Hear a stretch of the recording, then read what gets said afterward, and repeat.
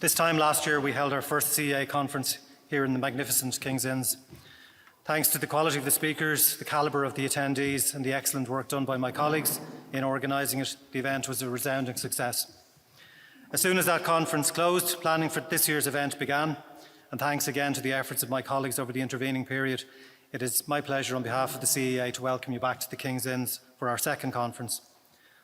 The CEA statutory mandate in broad terms is twofold, namely to encourage compliance with company law and to enforce non-compliance with the Companies Acts.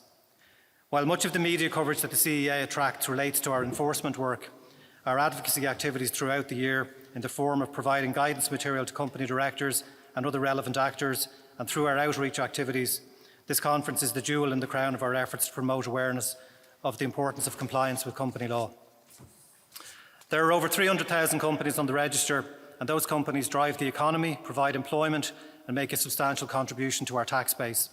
It is therefore hugely important to the welfare of their employees, to the interest of those with whom they do business, and to the interest of the broader economy and to Ireland's reputation as a safe and well-regulated jurisdiction in which to invest and do business, that those companies are governed to the highest standards and in a manner that respects the requirements of company law. One contributor to why the work that we do is so genuinely interesting is that it brings us into contact with so many diverse stakeholder groups. Our activity brings us into daily contact with the political system, the courts, the professions, other regulatory and enforcement bodies, and of course with company directors, secretaries and shareholders. And in this year's programme we have sought to reflect that diversity. I am delighted that Minister Calleary has again agreed to open the conference for us. Minister Calleary, since his appointment, has shown a keen interest in what we do, and he and his officials provide us with ongoing support for which we are deeply appreciative. Minister Calleary will speak to you about his policy priorities, including the company's Corporate Governance Enforcement and Regulatory Provisions Bill 2024, which he is currently steering through the Oireachtas. Following the Minister, we are deeply honoured that Mr Justice Brian Murray has agreed to address us today. Mr Justice Murray was appointed to the Court of Appeal in 2019 and a little over 2 years later was appointed to the Supreme Court. The title of Mr Justice Murray's address this morning is The Price of Litigation, Legal Costs and Third-Party Funding. You will then hear from James B. Dwyer and Cliona Kimber, both of whom are accomplished senior counsel. James, who specialises in criminal law, will speak to you about the thought-provoking consequences of breaching company law in his presentation on sentencing corporate offences. And Cliona, who is an acknowledged expert in the field of employment law, will speak to you about enforcing directors' fiduciary duties and the interaction of same with employees' interests. After coffee, you will hear from another 3 highly distinguished speakers. As Secretary-General of the Department of Enterprise, Trade and Employment, Declan Hughes is at the heart of the State's effort to create and sustain employment, and Declan is therefore exceptionally well placed to offer a European and domestic enterprise policy perspective. Many of us in the CEA are members of the accountancy profession, and we rely on the profession to provide us with reports in respect to both insolvent companies and with reports regarding suspected breaches of the Companies Acts that they encounter during the discharge of their functions as auditors. We are therefore delighted to welcome 2 leading members of the profession to speak to us today. Sinead Donovan is Chair of Grant Thornton Ireland.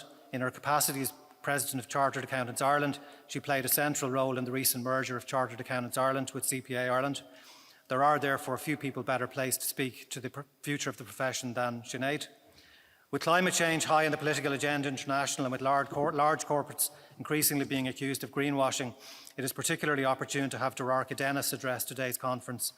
Dorarca is Sustainability Services Lead Partner with EY Ireland, and with the first cohort of companies having to report under the Corporate Sustainability Reporting Directive in respect of their 2024 financial years, Dorarca will speak about the challenges and opportunities facing boards arising from the sustainability agenda. After lunch, you will hear from Henry Matthews of the Office of the Director of Public Prosecutions. Henry, who is a highly experienced prosecutor and heads up the DPP's Special Financial Crime Unit, will offer a prosecutor's perspective on the issues and challenges involved in bringing economic crime to trial. And finally, we are particularly delighted to welcome 3 colleagues from the UK who will provide us with the benefit of their insights and experience. First, you will hear from Dean Beale and Dave McGrath, who are the Chief Executive Officer and the Director of Investigations and Enforcement, respectively, with the Insolvency Service of England and Wales. And then finally, you will hear from Emma Luxton, who is the Interim Chief Operating Officer with the UK Serious Fraud Office. Dean, Dave and Emma will provide us with a sense of the work being done by their respective agencies in the UK to promote and protect the public interest through their enforcement activities.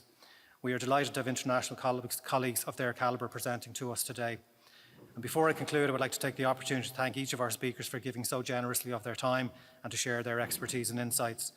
I'd like to also thank each and every one of you for being here today and for taking time out of your busy schedules. And I would like to thank my own colleagues in the CEA for the huge amount of work that has been done in bringing today to fruition. And with that, ladies and gentlemen, it's my pleasure to call upon Minister Killeary to open the conference. Thank you.